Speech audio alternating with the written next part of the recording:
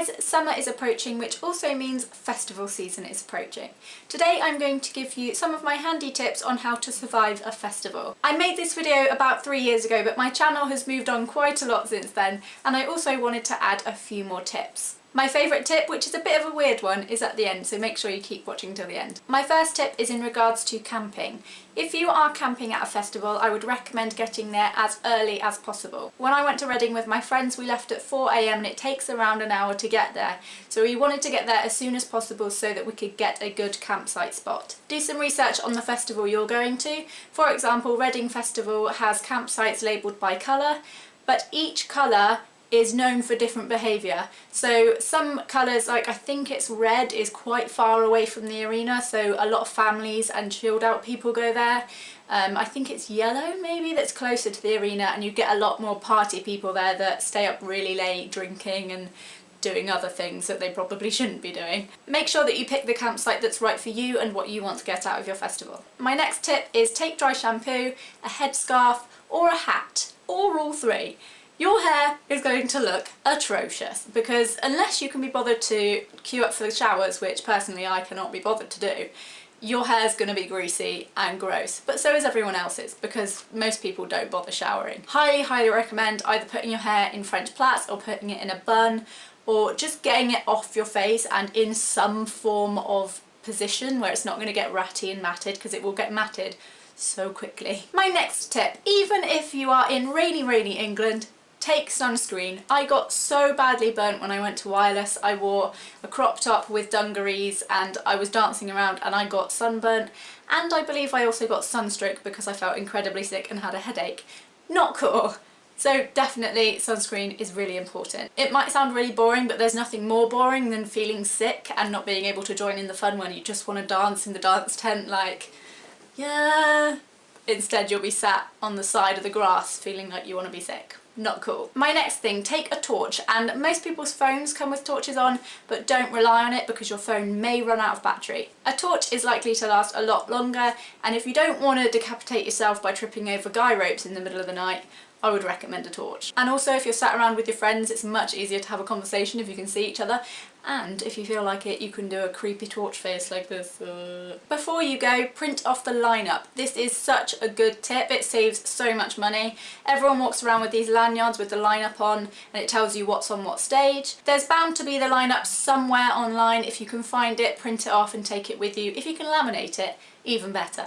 But you know, that's just maybe a little bit too far. A lot of people miss the people that they go to the festival to see because they end up stuck with their friends or having a drink and forget. So if you really care about an act, make sure you know when they're on and where you need to be. Also, before you go, make sure to decant any drinks you want to take into the festival.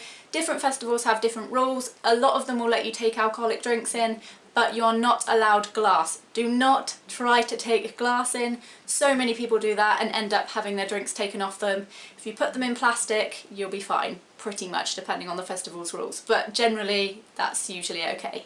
Also to do with plastic, take an empty plastic bottle, or a few if you can. Whenever you go into the arena, your bags will be checked, and if you have a drink on you, you will have it taken off you, but they can't take a plastic bottle off you because you can say, oh, I want to go fill it up at the water station, and they'll be like, oh, okay, do what you want. There are water stations dotted all around the campsites and in the arena, and it's so important to keep hydrated because there's going to be a lot of dancing, a lot of sun, and a lot of being outside. Side tip, the kiosks and food stations around the arena and anywhere on site are so expensive. My next tip, don't take your smartphone, take one of these.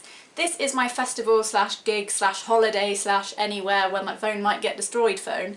I take this and I don't have to worry about it. It's also small enough that I can fit it in my bra and not have to take a bag or put it in my pockets where it's likely to get nicked. I actually lost one of my phones when I went to Reading Festival, and it was a cheap one. I never got it back.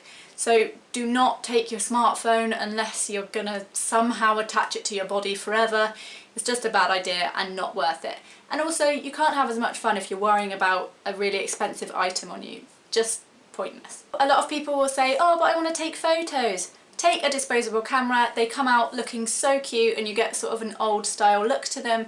They're a lot cheaper, and if you do happen to drop it or damage it, you've not really lost a lot. My next tip is take a rain mac. When I went to Reading, it tipped it down like nobody's business. It was up to our ankles, maybe even higher in water, and it was atrocious. Another great thing about rain mats is you can use them to sit on in the arena or in your campsite. It means you don't have to sit on the dirty ground or the wet ground and get dirty clothes and uncomfortable. And then when you're done with it, you can just fold it up really easy because they fold up so small, and you can just carry them around with you, clip them onto your belt or put them in a fanny pack if you've got one of those. Along with the same theme, take wellies with you.